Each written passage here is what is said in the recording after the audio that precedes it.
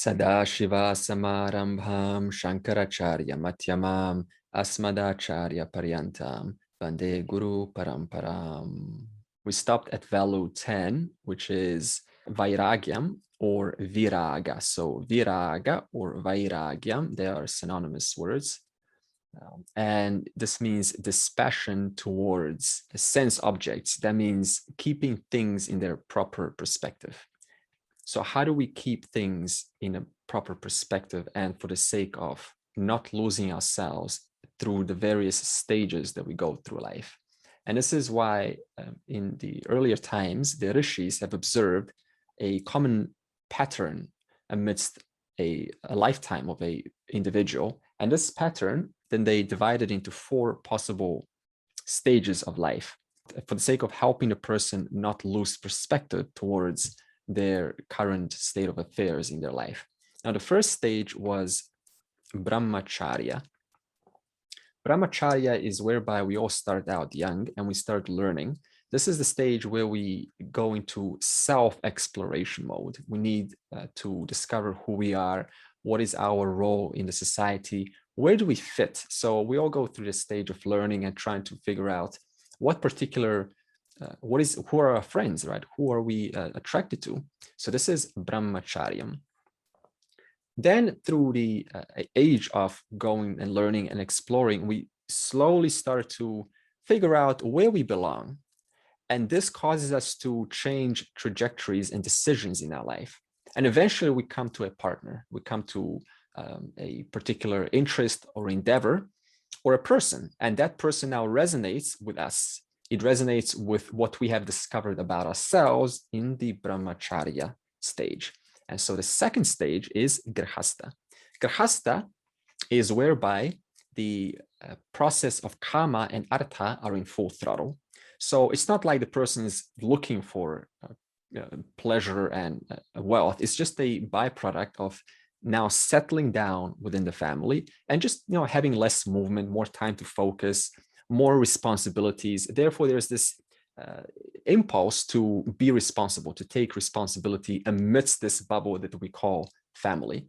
So the person then, having settled, goes and, travels with whoever they're with, and, they share stories and they grow together. So with that comes karma. Obviously, there comes a lot of delightfulness, but also comes a lot of responsibility, which is why kama and artha are synonymous with the second stage of Gerhastha. The danger of Gerhastha, that means being a householder. So what does Brahmacharya mean? A young learner. What does Gerhastha ashrama mean? The stage of a householder.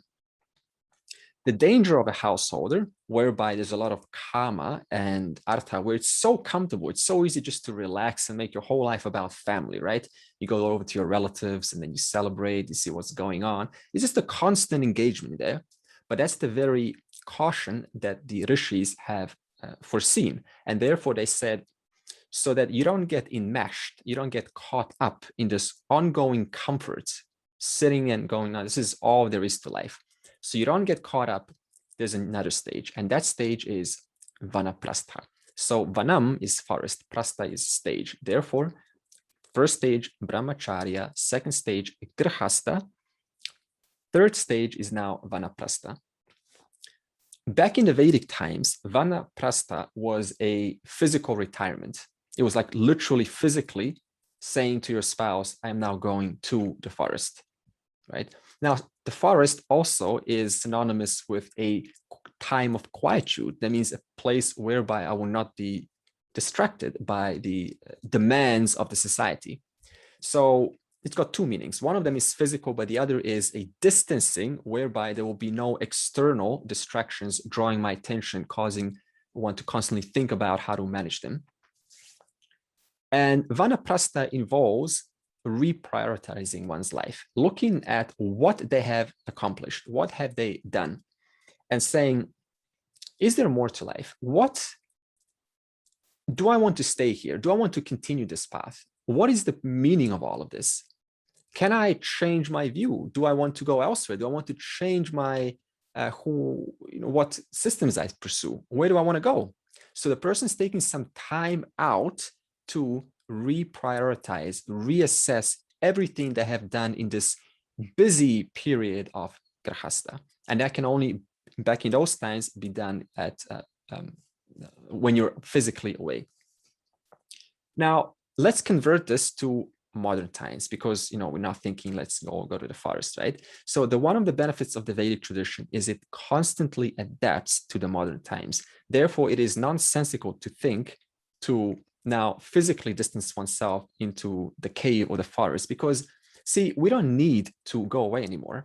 Because if you think about a long time ago, today we're living like kings compared to 500 or 1,000 years ago. You got all of the luxuries that you want. You've got a quiet space, right? You've got your own room, right? You can even lock yourself up without being disturbed, right? These privileges were not necessarily there before, because it was very active, everyone's communicating, everyone's kind of, you're trying to, out of your own, love for your own tribe, contribute.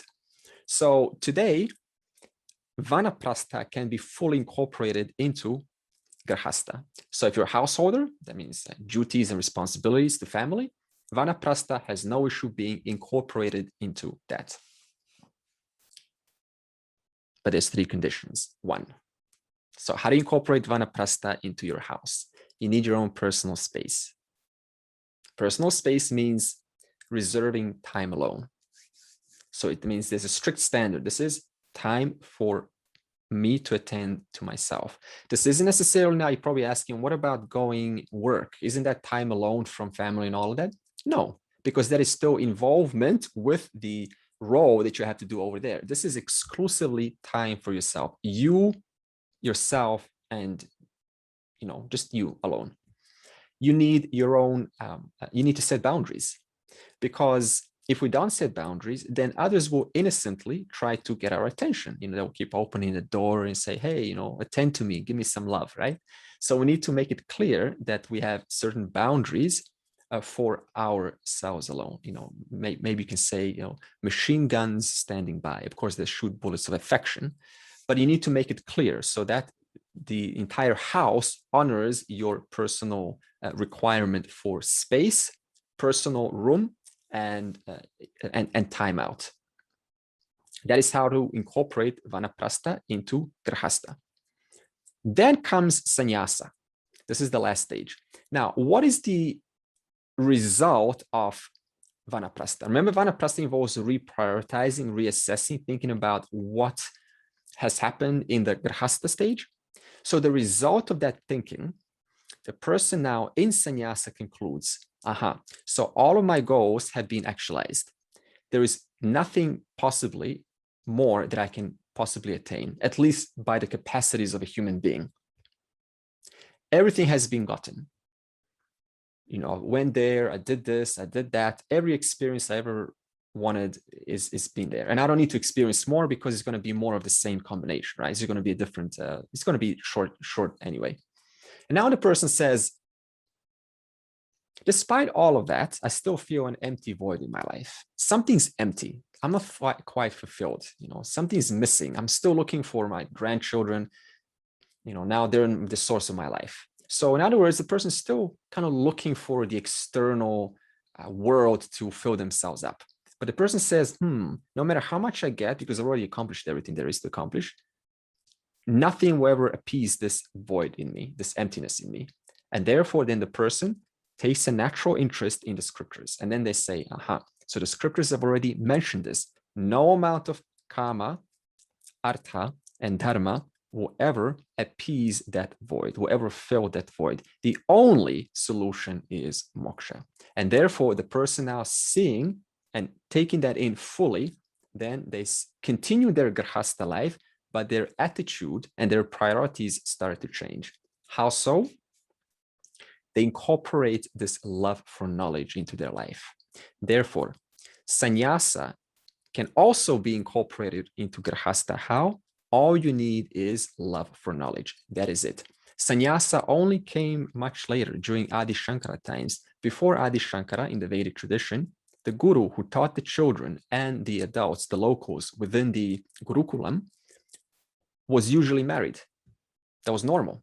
There was no question of going out into the forest and all that. So this was these 4 stages came much later for the sake of changing times, because I said earlier, Vedic tradition is adaptable according to the times. Therefore, we needed to create these 4 stages because the Raja Guna was coming more. There was more activism. The memory was losing out. That means that's why we also brought the 4 Vedas, because as the Kali Yuga started to come, then we started to forget more and more, because the more minds started to change, more Raja Guna started to come in. Therefore, we needed to transcribe these scriptures so that we don't forget. So married or not married, that has no relation to anything. That is your choice.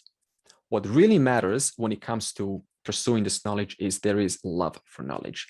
If that is there, then you can pull through any kind of demands that our close ones require. Okay, so the conclusion is both Vanaprastha and Sannyasa nowadays can be done amidst life or end of life. That is your choice. It is better to do it amidst life, because usually we think, no, that's no problem. I'm just going to live out my life now. But then what happens? We start to accumulate habits, and they're much, much harder to address later on in life.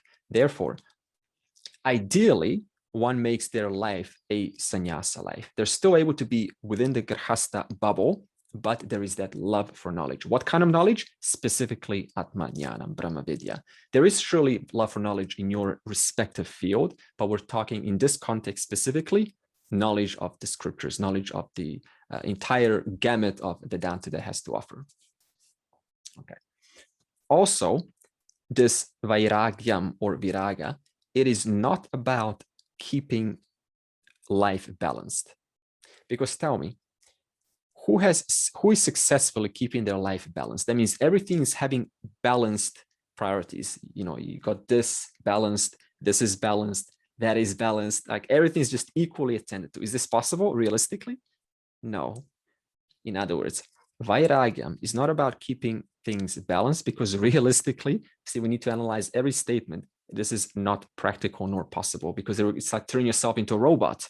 Rather, Viraga or Vairagyam is keeping things in the right perspective. What does this mean? Sometimes you need to attend more to one thing and less to the other. That's just the fact, because we are limited human beings. We don't have the capacity to keep everything in track at the same time. Sometimes we need to attend to our mental health more, to our physical health more, to someone that's close to us more, but never losing perspective of everything else that we also need to attend to sooner or later. Okay, now what are some consequences? Suppose you're asking, what happens if I lose perspective? Because we just said Vairagyam is keeping things in perspective. What are some consequences of losing perspective in respect to life? Let's look at all of the values that we have learned so far. What about the first one, amanitvam, right? Absence of conceit. To lose perspective in amanitvam is constantly wanting recognition from everyone, right? Acknowledge me, approve of me, recognize me. I'm here, hello, hello. Put the spotlight. In other words, losing perspective, because you're not the only one who has, something to shine to the world. Everyone does. The next one is adhambitvam. This is whereby the person starts to pretend someone that they're not. That means they start to add more details about them that they know is not really true. So this is losing perspective. The next one is ahimsa. This is where the person says, I don't mind stepping on your foot, on your shoes, as long as I can get something from you. Right? As long as I'm benefiting, I'm not going to step on your shoes. If I'm no longer benefiting, I'm going to step on your shoes. So this is losing perspective. What about kshantihi, accommodation? This is having an agenda for everyone. Right? There's a silent agenda behind every conversation. Right? It looks normal on the outside, but behind there's always that motivation. I want something to happen out of this. I want some change to take place in my favor. So this is unwilling to accommodate this other flower before you who has the right to exude their own unique fragrance, and that is not willing to let them do so. So this means the person has lost sense of perspective. For example, remember chapter 11 of the Gita, how Arjuna was given the vision by Ishvara, and Ishvara was showing him all of the glories, vibhutis of the entire existence, the sun, the moon, the Himalaya mountains. But then when Arjuna was shown the other side, was he willing to accommodate that? No. And because he was not willing to accommodate that, what happened? He literally blocked Ishvara from providing him a further vision of reality. So it's not like Ishvara said, okay, you don't want it? Fine, I'm going to listen to you. Whatever you ask is what you get. Ishvara asked, I do not want to see this. Therefore, Ishvara simply responds on the basis of your request. And therefore, the teaching stopped. Why? Because I was unwilling to accommodate the ugly parts of reality that we usually in our verbal language call ugly. So this means accommodation has to include both sides. What about arjavam? This is not being straightforward. To lose perspective means to, you said one thing, but you meant another. It means I lost perspective. Acharyopasanam, to lose perspective. One says, I don't need anyone to teach me anything. I can figure this all out by myself. Google is right next to me. I've got my brain. I've got enough experience. It's all repetition after all. I don't need a teacher. Right? Or blindly following someone without asking what was actually being taught here. That's losing perspective. And then you got shaucham. Shaucham is inner and outer purity. One of the ways that distortions can happen is the person literally owns up to the truth. They say, I am Brahman. That's my reality. However, there is a silent air of rebelliousness towards the world because the world is mithya. Very common. Right? It's called spiritual pride, losing perspective. Remember what I said earlier, there's no difference between you and the world. Wherever there is mithya, that's exactly where satya means. So therefore, to have rebelliousness towards the world is to not understand myself as the whole. Self-condemnation. This is constantly being creative, really creative at finding new shortcomings in oneself.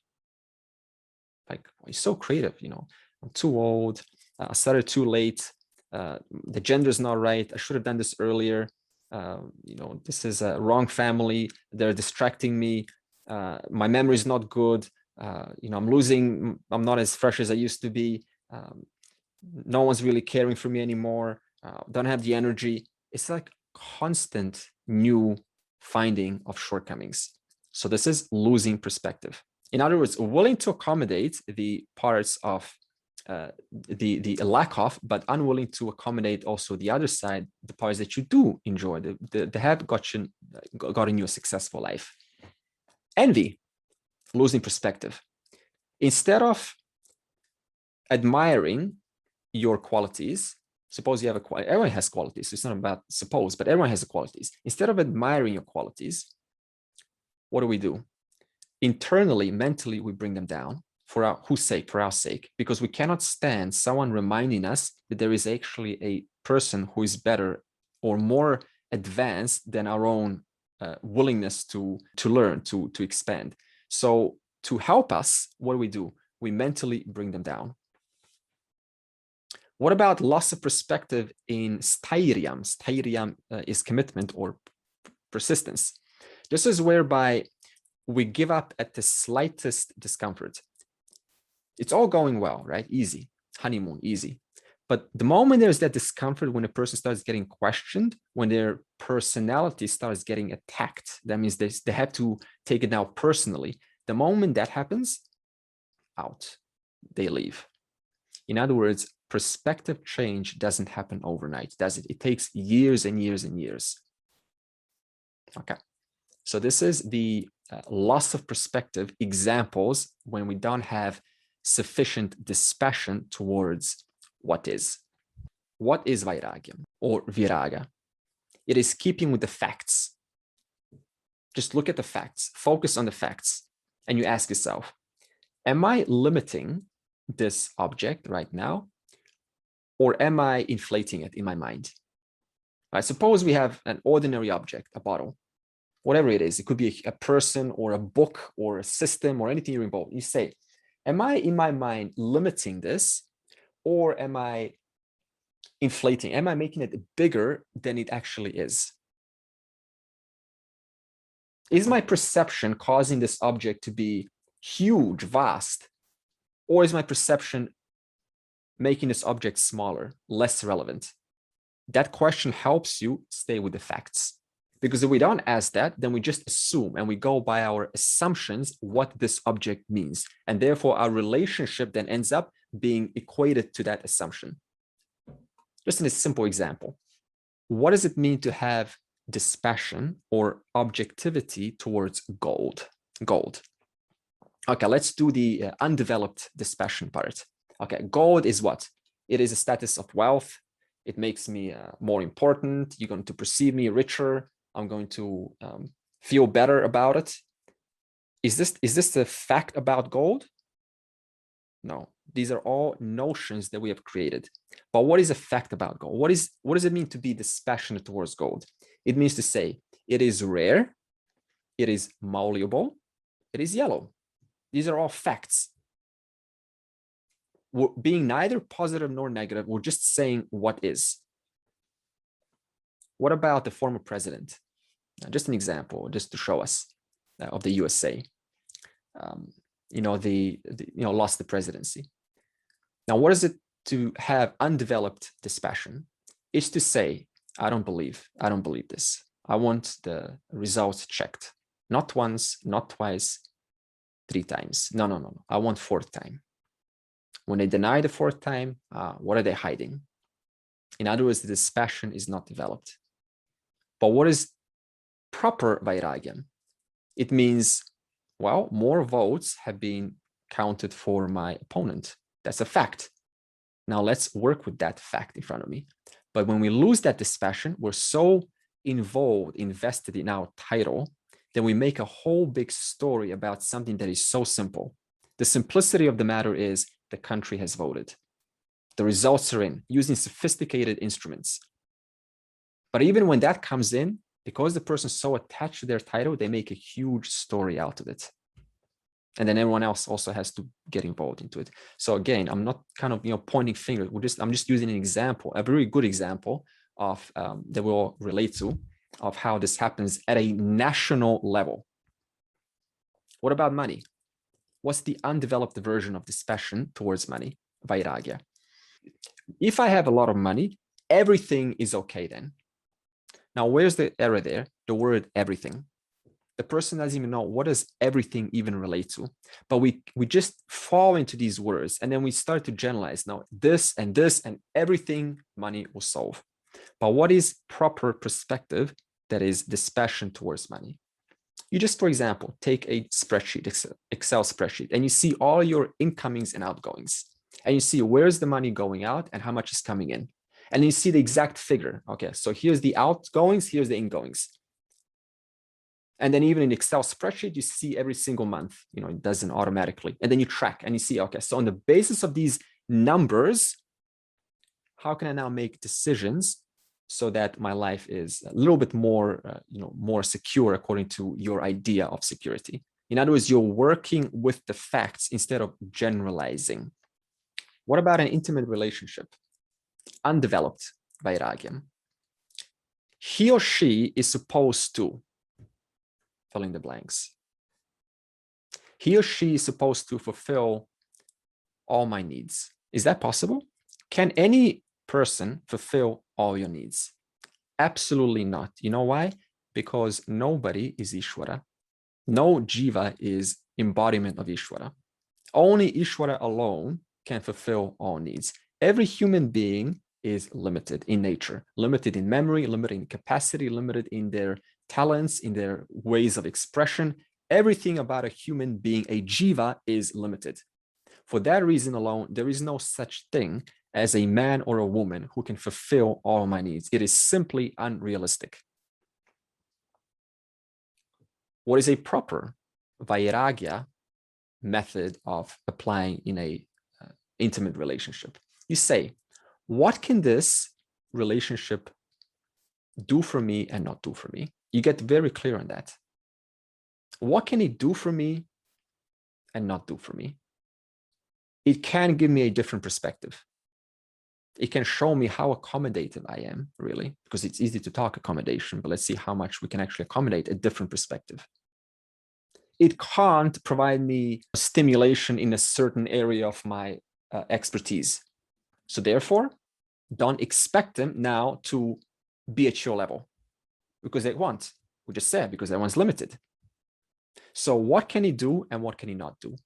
We really literally get this clear down on paper, and it really helps a lot, because then we don't pester the individual unconsciously trying to get them to fulfill our needs when that is just not possible.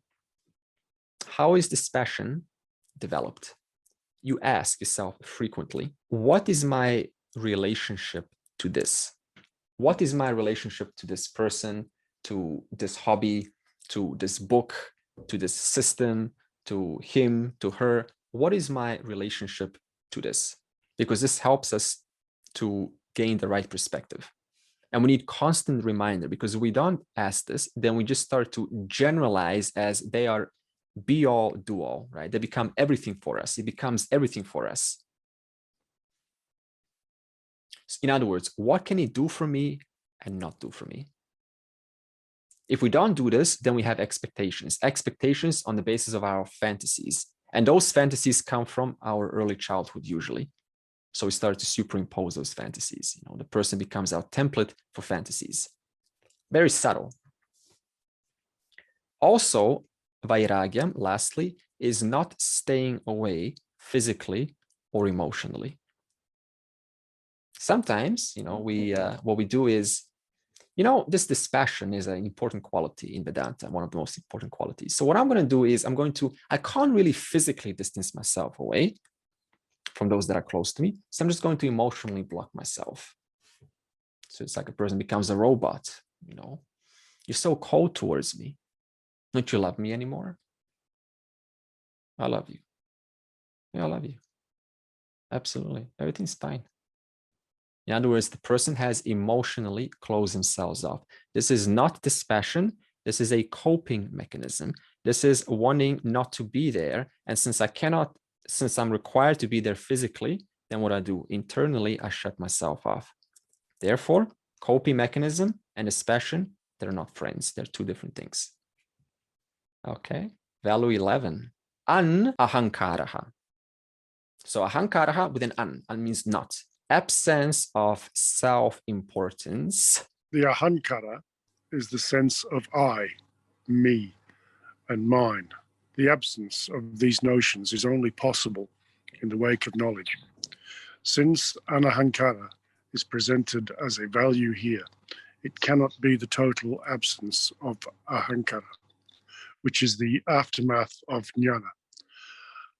Anahankara, in the limited sense used here, is absence of pride. What makes a person proud? One may have physical beauty or accomplishment, or a good mind, or some possessions. Presenting oneself in the reflection of their glory is pride. A young man wearing an unbuttoned shirt to show off his broad chest, adorned with a gold chain, is proud. The chest he inherited from his father, and the chain was given to him by his mother. His only accomplishment is not buttoning the shirt. Because of some artistic or intellectual endowments that are purely inborn gifts, you may have some pride. Or it may be because of some knowledge or skills you have acquired. If you find you have nothing to boast of, you can talk about the greatness of your ancestors. All this arrogance is born of ignorance, of the fact that everything you have is given to you. The body, mind, and senses are given to you to develop the potentials that are given to you. Potentially, you are capable of knowing, and the faculty of thinking and a world full of things to know are given to you. What you have accomplished is really nothing. When you understand this, there is absence of pride, anahankara. Lack of thinking alone makes a person proud. With even a little understanding, you're left with a sense of wonder, not pride. You will wonder who has given you all this. A very simple believer will say that it is God. That appreciation can be more informed until finally he understands what God is. An agnostic will simply wonder who or what has given all this, and if he wants to know who that person is, that wonder converts him into an inquirer, a jinatsu. If he knows from his cultural background that the Shastra says the Brahman is the cause of the world, he becomes a Brahma Jijnasu. The direction of the inquiry depends on how informed one is. Where is Ahamkara in this? There is only inquiry involving a learning person, a doing person, an enjoying person, and nothing else. Pride has no place, and there is Ahamkara in a limited sense. So what is Ahamkara? It is an individuating mechanism that every living being has. It's the I sense. Individuating mechanism. That means the mechanism that individuates one. When we talk about, how many people are showing up, we're talking about how many individuating mechanisms are in operation. Suppose out of your mouth comes the words, I am hungry. Who gets fed? The body, which is associated to that sense of I, the individual, not someone else. We don't feed some other person, because the Ahamkara is helping us individuate this body mind to the experiences that this body mind is going to. So if this body mind has a certain experience, then what's the job of the Ahamkara? It says this body mind is having that experience and not that one. This mind is having this thought and not that one. That's why we share thoughts. Let me share you my thought, and then you share your thought to me. This is because Ahamkara. Ahamkara says, these are my thoughts, therefore, let me now share them with you. And then your Ahamkara goes, this is my conclusion on the basis of your thoughts. Let me now share my conclusion to you. This is how communication takes place. Even a fish, when a fish gets caught, what does it do? Does it just succumb? It just go, oh, great, eat me. No. The fish may not have a lot of intelligence, but what does a fish want to do? It wants to go back into the ocean as an individual fish. So even a fish has a Ahamkara. I want to be an independent fish. Let me go, please. Do not eat me, the one fish. Therefore, he wants to escape. Even a fish has a Ahamkara. Now, in reference to human beings, this Ahamkara makes us not mistake with another human being, right? So we're sure that this is our experience. This is our spiritual, awakening, or whatever they call it nowadays. My spiritual. Let me share you my spiritual awakening. Full of forums. Type in on Google, my spiritual awakening. We even have bestseller books about this. The Ahamkara is sharing its experience, called spiritual awakening. So Ahamkara is a biological fact. You can neither negate it, nor can you minimize it, because it helps you individuate your particular experience to just you and not confuse it with some other person. That's how all knowledge takes place. If we didn't have the Ahamkara, then self-knowledge could not be possible. Because you need to say, so this is my ignorance. Therefore, let me now remove my ignorance. And then we go and pursue knowledge. Now, Ahamkara cannot be removed nor reduced. Then what about the scriptures saying moksha is the total eradication of the Ahamkara? So how do we resolve this? It simply means that the intellect that has gained the self-knowledge understands this Ahamkara, which is causing me to think not only about myself as an individual, but also the Ahamkara itself. Both the buddhi, that means the intellect, and the Ahamkara are only incidental attributes of the one content. Just like, for example, a pot made out of clay. The pot called a Jivan Muktaha pot recognizes. Yes, I do appear as one single pot. The fork made out of clay does appear as one single fork.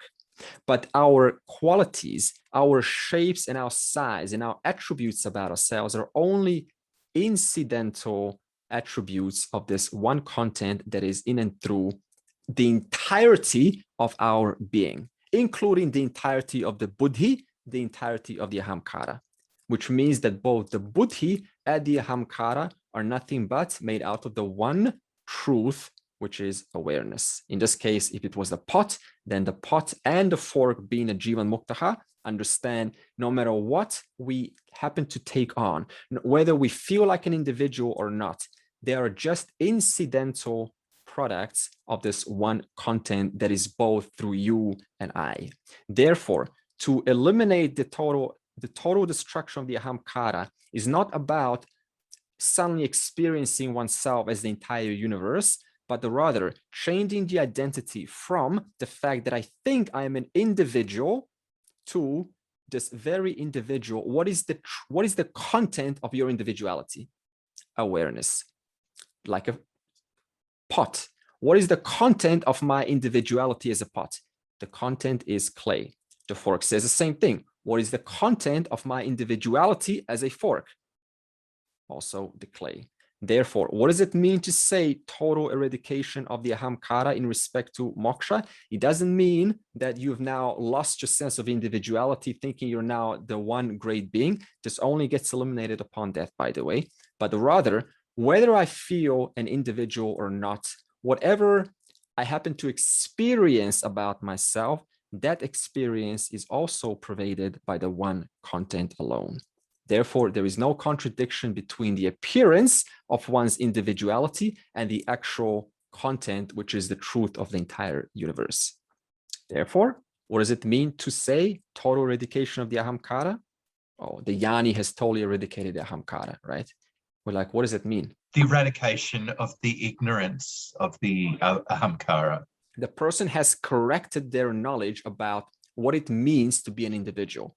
The stage of ignorance, when a person experiences themselves as an individual, what do they experience themselves? As one single individual. They say this experience belongs to this body, this mind.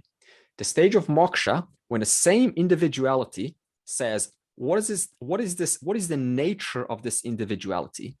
The nature of this individuality is an incidental appearance of awareness. That is it. Whether I appear as Meena, whether I appear as Sunita, whether I appear, I means Brahman, whether I appear as Thomas, it doesn't matter. All names and forms, all appearances are only incidental of the one self, and that is you. Does that also mean getting rid of karta and bhokta attitude, the doer and enjoyer? Good. So in other words, as long as my individuality believes it is individual from you, then in order for me to have a transaction, I need to see myself as a doer for the sake of enjoying. That means if I'm thinking that as a pot, I am a single pot and I'm different from that pot, then I will naturally do things in order to enjoy, and therefore I can fulfill this pot. I can make this pot happy. But when the same pot, after knowledge takes place, recognizes that this doing/enjoying is not me, but what is it? It is simply a response on the basis of me engaging with the field. And what is the field other than Ishvara? What is the field other than laws and orders coordinated by this vast intelligence that we call Ishvara? Therefore, I was never the doer or the enjoyer. I only thought I was. When the knowledge takes place, what is the doer enjoyer? The doer enjoyer is this jiva. But I am not a doer enjoyer. I am that one in whose presence the doing and the enjoying is being shunned upon. So who obtains moksha? Who obtains moksha? The individual, not you. Awareness cannot attain anything. Awareness is always shining, independent of whatever happens. So who attains moksha? The moksha is entirely for the one individual. The mind that thought that this individuality was actually one person and not the entire universe. Awareness existence doesn't attain anything. In awareness existence, attainment happens. from the standpoint of the individual. But existence remains the same, right? Because you exist before and after, no equally. Before moksha, you exist. After moksha, you exist. You're never going to exist more. Therefore, nothing changed. What only changed? The thought that before moksha, I thought that whatever experience I have about myself as an individual, I thought that individual was separate from the whole. Therefore, I needed to appease the deities. I needed to appease God, to be at one with God. After moksha, I still am, but with a mind. In other words, I, Brahman, is now wearing a mind that is educated. What kind of education? That is, whatever individuality happens to be aware, shun upon, that individuality is actually, the content of that individuality is Ishvara. And what is the truth of Ishvara? Awareness. So in other words, what does it mean to say moksha is the eradication of the Ahamkara? The identity has shifted from I pot to I clay. Simple as that. Could it be construed, the subtlety of this, but it's more to do with the intent or enlightened intent of to try and enjoy, because you can't just not enjoy, but you've got to separate self-gratification from pure enjoyment. And I think that comes from an enlightened intent of how you utilize your attributes, whatever they may be. And if those attributes from the intent are used to benefit the whole, the greater good, the whole, the reflection of that coming back is how you enjoy. Absolutely. Yeah, absolutely. So it's a response to how aligned are your actions in response to the whole field. Now, if I'm contributing to the field in the name of these laws and orders, then that's the experience that this body, this mind will enjoy. But it doesn't touch me. It doesn't touch you awareness. So yes, we're talking about two orders of reality now. Absolutely. Align the body, align the mind in respect to living these values, but at the same time, whatever enjoyment happens, that is also incidental. An individual with schizophrenia cannot operate properly. A person whose Ahamkara is temporarily subsided because they took some psychedelic like LSD cannot function properly. That is the importance of Ahamkara. It's like a survival mechanism. 3 levels of Ahamkara, health, the health levels of Ahamkara. There is inflated Ahamkara, deflated, and a healthy version of Ahamkara. So let's talk about how to restore this mechanism, this individuating mechanism back to its, quote, normal, natural level, instead of us making it into something that it's not. What is inflated version of Ahamkara? It is whereby the person says, aha, so I'm an individual. So everyone has this feeling, I sense, I individual. But then the person's buddhi says, aha, so this individuality, it means something. So they start to add meaning onto what it means to be an individual. Therefore, they make themselves significant. Their individuality now becomes significant. Why? Because they've added a narrative, a story, interpretation about what it means to have individuality. Therefore, we call this inflated Ahamkara, inflated, quote, ego. In other words, the person thinks everyone thinks just like me. And then what happens? They start to project, right? This is how the whole world thinks, because they've made their individuality into a huge, significant deal. Therefore, it bypasses other people's a chance to have their say. And what does this cause? It causes a person to be unteachable. They say things like, no, I can explain this better. I can show you much better. There's a better way to do this, right? I've heard this before, right? Because their significance now is so large that they're not able to connect with other ahamkaras, right? Because they've inflated theirs. The next one is deflated version of ahamkara. This is where the person generally says, I am not enough. That's the one word phrase summary of a deflated. I am not enough. And I'm not enough. Okay, what does I'm not enough means? As I said earlier, I'm not good enough. I can't, I want, I'll fail. I'm not worth it, right? My time is up. I'm too involved. I'll fail. What's the point? I've tried before. People are not going to even recognize me. I'm getting old. I'm too young to get this. This is not my time. It's just endless. This is what's included in the phrase, I am not enough. And this manifests in two ways. The first of all is pessimism. That means looking for shortcomings about one's individuality. So they take this Ahamkara, and this Ahamkara now individualizes this person and starts to look for shortcomings, and they start to call them out. The second is compensation mechanism. This is whereby the violation of Adambhitvam and Amanitvam starts to come. That means either I start to show myself out there to you, right? Like a peacock, or start to add extra details just to stand out. So one, pessimism, and two, compensation system. The third version of the Ahamkara, the one that we all are looking for, want to work from the standpoint of the relative jiva, is healthy Ahamkara.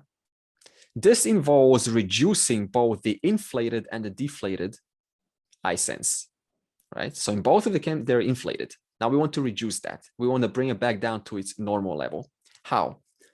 First method. Firstly, understand.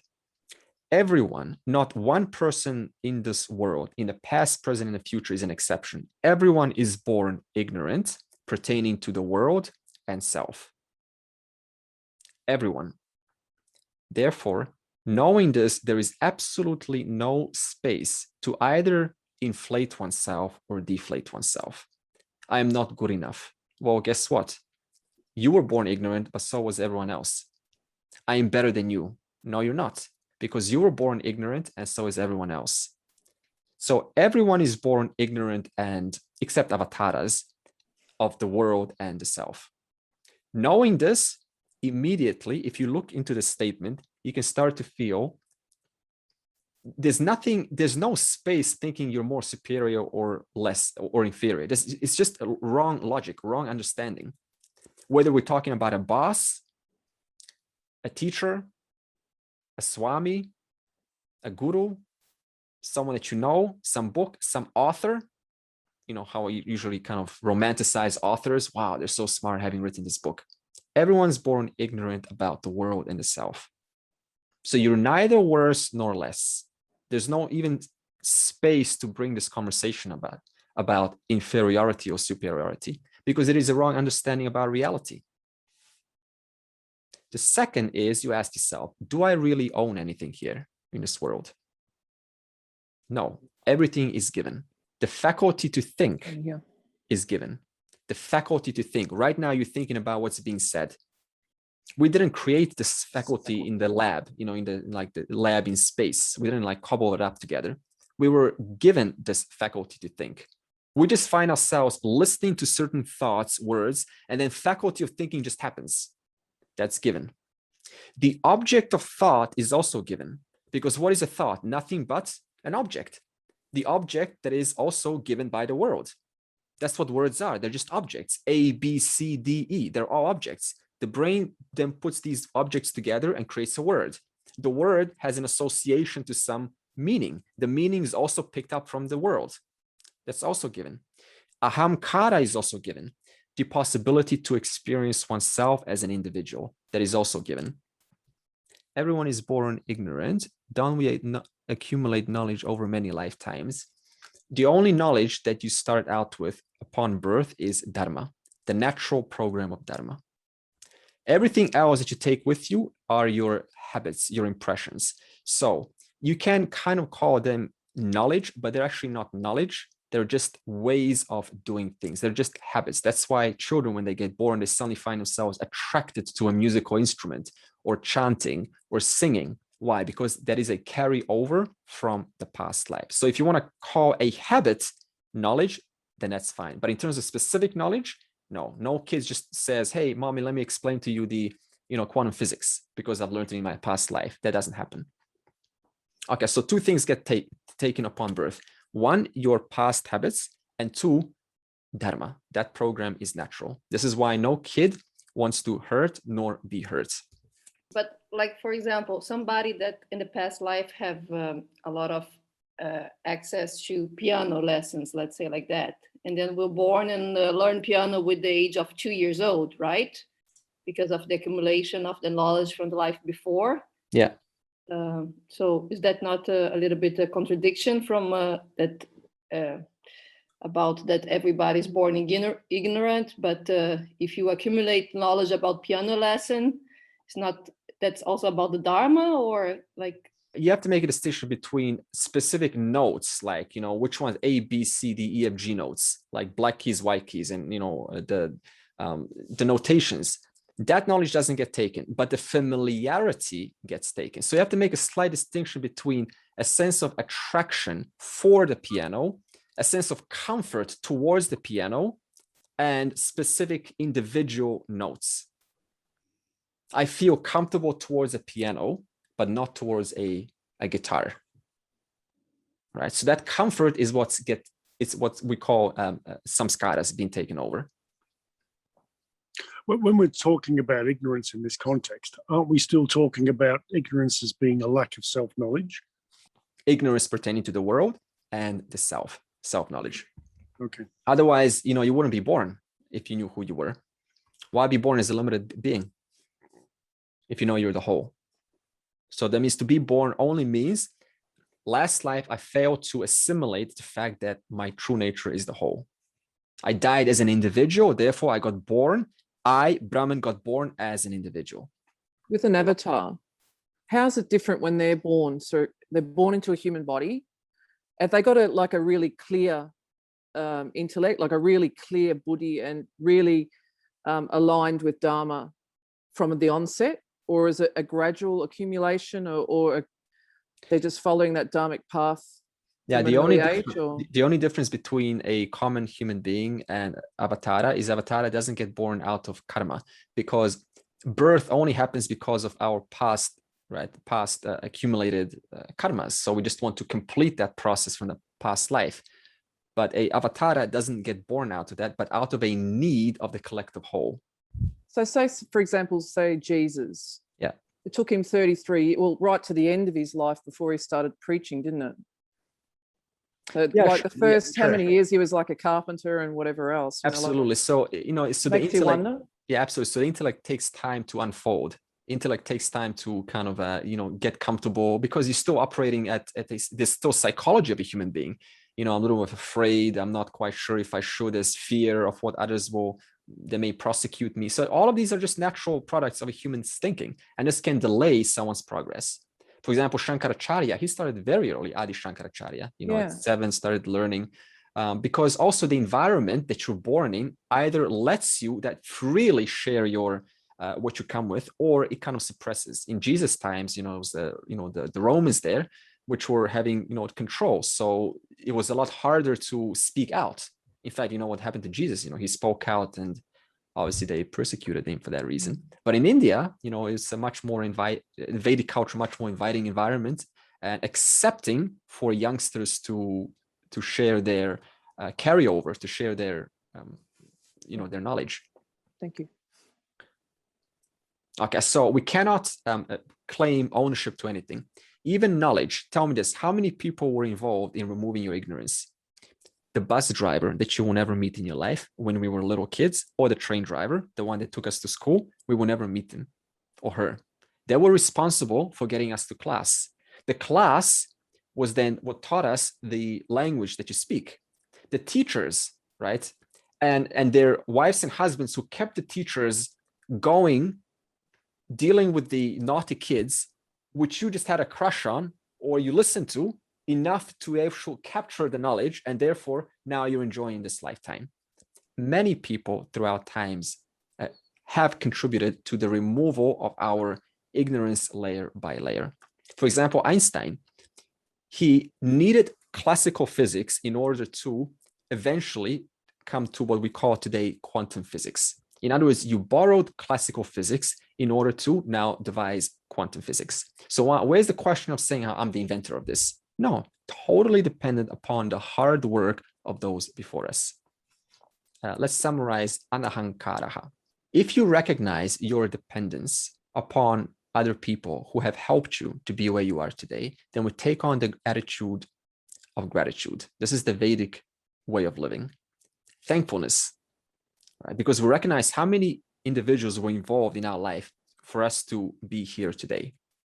How many of those were there because of whom I'm enjoying my status now? A lot. So I'm thankful for whoever they are. But also, even right now,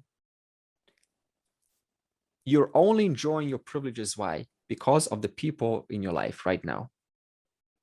Often what happens is we take those who we actually need to enjoy our present state of affairs, we take them for granted. But they are the very people because of which we are generally content and able to move forward in life. Therefore, gratitude for those who were there in our past, but also those who are very now involved with us to keep us going. So sometimes we just need to kind of time out and be thankful for those who are around us. Attitude of gratitude, thankfulness. What am I grateful for? What am I thankful for? Start with the circle, your close personal bubble, and start expanding it so we can actually start to see them, like the movie Avatar. It was called the Avatar, right? The blue man. That statement, I see you. Let's revise from value 8. Value 8 is stairyam. This is steadfastness, persistence. Value 9 was atma vinigraha, mastery of the mind. Value 10, viraga or vairagyam, dispassion through objectivity, seeing the facts. Value 11, anahankara. Anahankara, a healthy I sense. Now you know what healthy means. Reduction of inflation and deflated I sense. Value 12, anudarshanam, considering the 5-fold limitations. What is the anudarshanam? The repeated seeing that Lord Krishna is talking about. It is the seeing that limitations, dosha, in life itself from birth to death. Life begins with the birth, janma. Along with janma comes death, mrityu, the inseparable mirror twin of birth. There is no birth that does not bring death along with it. Everything that begins ends. What is born has to die. The old man, death, always comes along with birth. While you are busy doing things, he's there patiently waiting. All right, let him be busy, he says. But when he thinks you have played enough, he comes.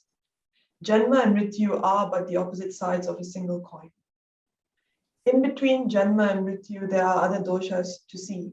These are old age, jara, disease, vyadi, and so on. You may still be very young or perhaps strong and vigorous in your middle years, but one thing you can count upon, if Mrityu sufficiently spares you, jara will creep in. The longer you elude Mrityu, the more certainly a time will come when your hearing will grow dull, your vision will grow dim, your step will be unsteady. You may be uncomfortable while sitting, you may be uncomfortable while lying down. You will have problems, hearing problem, eating problem, digesting problem, thinking problem, remembering problem, sitting, standing, walking problem. What is this? It is old age, jara, which is lurking around the corner. Thus we see the limitations, dosha, in life. With birth, certain limitations come such as death, old age, disease, and pain of all kinds. You cannot escape them. Therefore, bear in mind the nature of life. It is uncertain, painful, and swiftly moving towards old age and death. Keep your mind on your purpose in life. Don't fritter it away.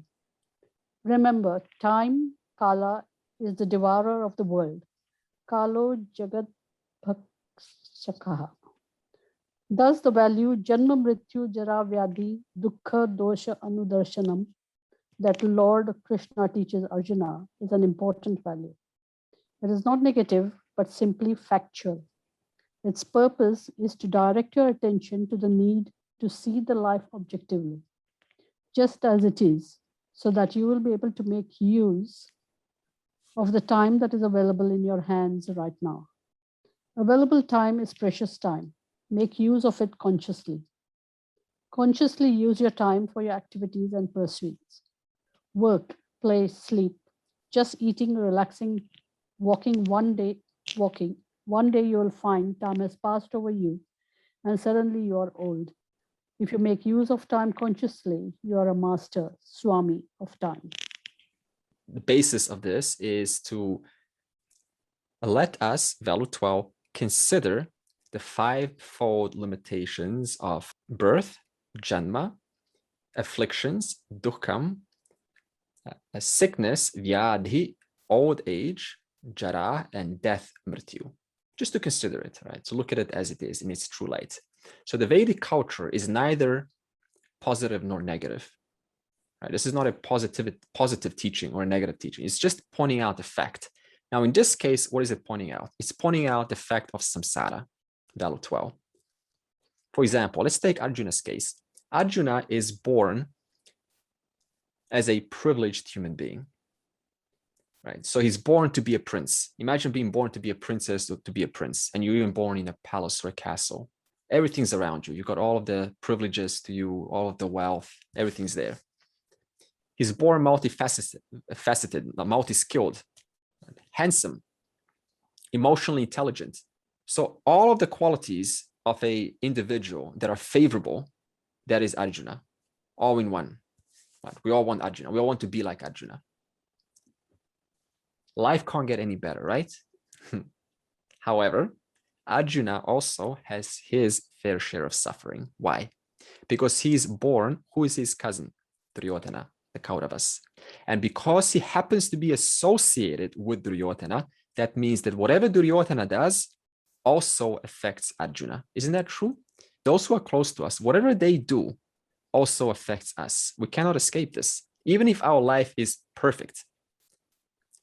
If there is some crash, for example, you have a business and there's some crash on the other side of the world, it comes to you immediately. Therefore, it affects you.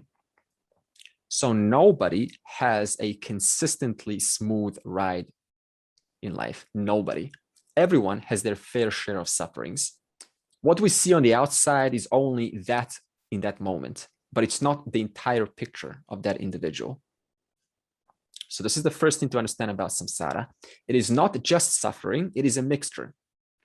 But the fact is, everyone has their share of suffering, without a doubt. It could be a physical disease, it could be something in their family bubble that's restricting them from living out their dream.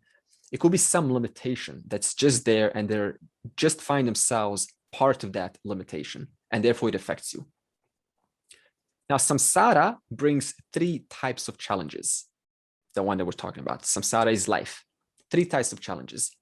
As the highest level, you have most control. The third level, you have zero control. The first level of samsara challenge is called Adhyatmika. This is caused by the individual. So Adhyatmika is whereby the discomfort is centered on yourself. It could be physical discomfort or mental discomfort. In other words, everything in the world is okay. It's fine. The environment is fine. There's no reason to complain. But the person is still having pain inside. So it's not the environment. It is the person's own narratives that is causing them to experience distaste, displeasure, discomfort in life right now. And where does this come from? It comes from our prarabdha karma. When I say prarabdha karma, what do I mean? I just mean this. My life today is a consequence of yesterday. From the standpoint of yesterday, my life today is a consequence of yesterday, and so on. It comes from prarabdha karma. And prarabdha karma cannot be stopped because, as I just said, it is a consequence of everything that has taken place yesterday. How we thought yesterday, what we did yesterday, all of that gets carried over today, and we have to deal with it. And prarabdha karma thus causes us to have certain interpretations about what is going on. Certain, what does this mean right now? What does this mean? What does this mean? What does this mean? What does this mean? We cannot get away from this question. Prarabdha karma is always interpreting whatever is going on right now. And if we interpret in a uneducational way, what does that do? It causes a distasteful, unpleasant experience. Suppose this does happen. You got two choices. Either complain, easy way, right? Just complain how one's life is not working out. Very annoying also to hear people's complaints. It's like, stop complaining. Go to option number 2, please. Option number 2 is to mitigate. Mitigate means to lessen the intensity by actually doing something. Acknowledge, step 1, acknowledge. This is mitigation. Acknowledge, step 1. It is there. Step 2, reframe it, reassess it, and then reframe it. What is the meaning of this? And then reframe the story behind it until it actually transforms into a flavor that you can actually work with. Instead of finding oneself, like a septic tank and then, oh, it stinks, give me some mask. It doesn't work. So in other words, we have to change that flavor, that fragrance. And that comes through your own will, through your own effort, reassessment, reevaluation, re-understanding about what's going on. The second challenge of samsara is Adhyatmika. This is caused by humanity. Since we find ourselves amidst humanity, we're also subject to this. We have a lot less control here. Number 1, you have quite a lot of control there because you can do something. Level 2, you have less control. This is whereby the challenge comes from the external surroundings, the environment. And that challenge is contributed not only by others, but also you, because you're part of the society. So there's no question of them. This person is them from the standpoint of someone else. For example, you're not totally free of, let's say, your genes. Can you change your genes? What you've inherited? No. You're not totally free of inflation, the GDP of the country, of air quality, of noise in our environments, of the neighbors. Suppose some unpleasant neighbors. We don't have entire control over that. They just happen to be the way they are. The air, suppose you get a rent cancellation. Can't do much there, right? You can kind of like say, can I do something about it? But you don't have so much control as in version 1. So this is by the collective. Okay, why would you get the rent cancellation? Because suppose that their other previous former resident is being demolished. And because that's being demolished now, they have to call you up, and therefore you have to also suffer the consequences of that demolishment that is on the other side of the world, or maybe other side of the country. So I'm just saying how there's a connection, and you don't have total control over this. What's the solution? Either 1, complain, or 2, mitigate. Right? Attempt to find a different alternative, right? Before giving up, saying, oh, your rent cancellation or whatever it is, try to negotiate. Right? Suppose the air quality is dirty. Buy an air purifier. You may not purify the air in the entire house, but at least you're doing it in 1 room. That's better than complaining, oh, the air stinks. Suppose noisy neighbors, suppose it's the youngsters, it's party. Well, you can reassess, do we want to continue living here? Suppose you called, suppose you sent them a letter and you've done all of that, and they still continue. Then say, hey, I can move anywhere else. Absolutely fine. That means take action. The third challenge that samsara brings us is Adhyatmika. How to remember this as situations that are of nature. That means you have no control whatsoever. Die. To die, I have no control. Therefore, Adhyatmika, circumstances of nature, like volcano or tsunami or earthquake. Nobody can stop this. What about COVID-19? Is this Adhyatmika or Adhyatmika? It is category 2, but also category 3, because category 2, we said, a result of humanity. Suppose it's a dirty conditions, dirty environment, and not following the regulations, being too careless. So there's a human aspect of contributing to what is the virus. But also Adhyatmika. Why? Because we do not know what other form it will take. For example, we didn't know about Delta, right? It just took a form of its own. We have no control over that. But we also don't know how it will transform the humanity in the long run. Therefore, it is category 2 and number 3. And you can say it's Adhyatmika as well because of individual irresponsibility. Adhyatmika would be from the standpoint of actually catching the virus and suffering the pain. Let's talk solution mode now. We have to solve this from 2 standpoints. So we're talking about birth, suffering, disease, old age and death. So now let's talk, how do we manage this reality? these limitations, because this is the reality for every single human being. This has to be managed from two standpoints. The first standpoint is from the jiva standpoint, the body-mind complex standpoint. What's the best cure? Prevention. For example, let's take old age. Jara, old age. How do we apply prevention of suffering pertaining to old age? You can say, you can reframe, old age means removal of ignorance. You can't change the physical, but we can change the mental. Old age means I'm becoming a more integrated human being. Therefore, before the person starts getting depressed, realizing, as the book was saying, how they're going old and weak and they cannot stand and they cannot remember, prepare yourself. That's what we say. The best cure is prevention or preparation. And how do you prepare for old age? Change your attitude, what it means to age. What is our relationship to this body passing away one day? As I said, we can either just kind of watch our bodies aging and going older and slower and less beautiful and all of that, or just take the time to acknowledge this is happening. This is a fact. I cannot stop it because this is laws and orders of Ishvara, not mine. Therefore, we can change our attitude in a positive way. We talked about earlier of, let's say, dementia. What is one way to prevent? According to what I read, you can engage your mind. It seems apparently that those who get dementia are the ones who, as they say, use it or lose it. The brain is too passive, just watching, not actually creating of its own stuff, not creating its own content, its own thinking. Therefore, the brain simply loses the capacity to remember. All right, so that was old age. What about dukkham? Here you can reframe, as always. You can say, what is this internal dialogue of mine that is causing me to feel not motivated? Like, what's this story that's causing me to not feel motivated towards fulfilling my duties, fulfilling my being a better person, a person that is happy to live on earth? What is that dialogue? If there was a dialogue, what could it be? Write it down, as I said last session. You can also revisit your childhood. Take a moment to revisit your childhood. This is another form of therapy where the person takes a moment to kind of go back to those earlier times. And what you can do there is you can look at some unpleasant times in your childhood and take a moment to recreate that scenario in a way that would be more pleasing, because then that carries over to today. It's almost like using this timeline therapy from NLP.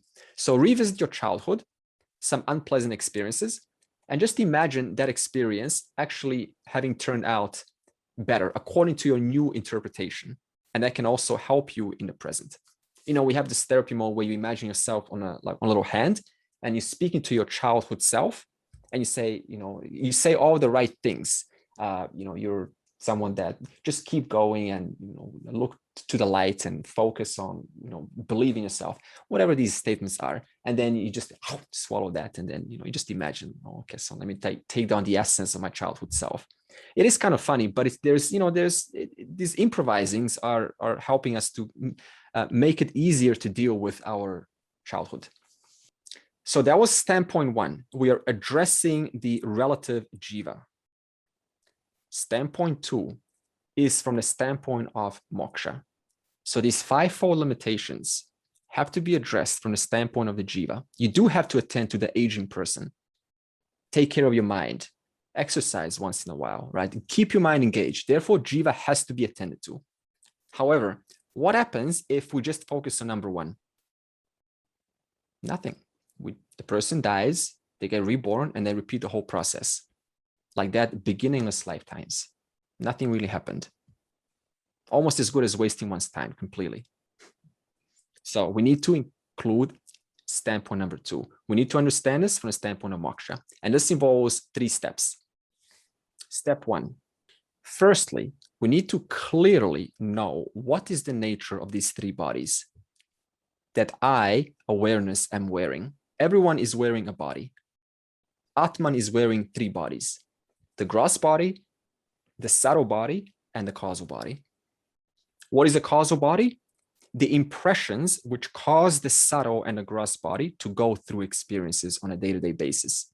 So you have to know exactly what's the nature of those 5 koshas or the 3 bodies. We already discussed the 5 koshas. Right? What are the qualities of them? If we don't know this, then we're going to mix this up in our inquiry. When we discern this from awareness, we're going to include, okay, so my intuition is awareness. But no, intuition is Vijnana Maya Kosha. So my epiphany, my sense of expansiveness is awareness. No, Vijnana Maya Kosha. There's not one thing that you can name that is included in awareness. So you have to firstly know exactly what am I discerning. For that reason, clear knowledge of the three bodies. That's step one. Step two, you then acknowledge and you say, there is one more reality, despite these three bodies, there is one more reality I am, and that is awareness, in whose presence constant changes are coming and going at the level of the three bodies. We speak of changes and non-changes. What are those changes that are occurring? The three bodies. So therefore, you have to know clearly what are the three bodies in order to discern what is that which changes and what is it that remains left. Then step three, you own up to your nature as awareness. This awareness which is unaffected by the changes which are at the level of the three bodies.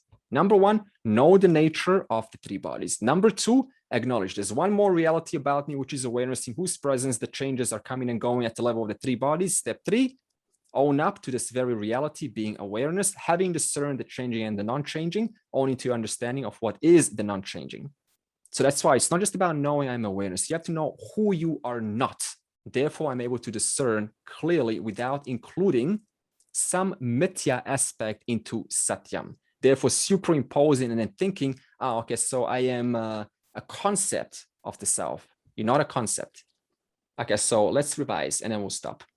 Value 8, stairyam, steadfastness. Value 9, atma vinigraha, mastery or management of the mind.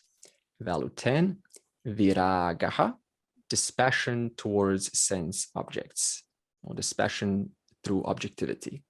Value 11, anahankaraha, healthy I sense. Value 12, anudarshanam, knowing the limitations of the fivefold that we have spoken about, and keeping that in mind. Sarve bhavantu sukhinaha, sarve santu niramayaha, sarve bhadrani pashyantu, ma kaschit dukkha bhag bhavet. Om Shanti, Shanti, Shanti.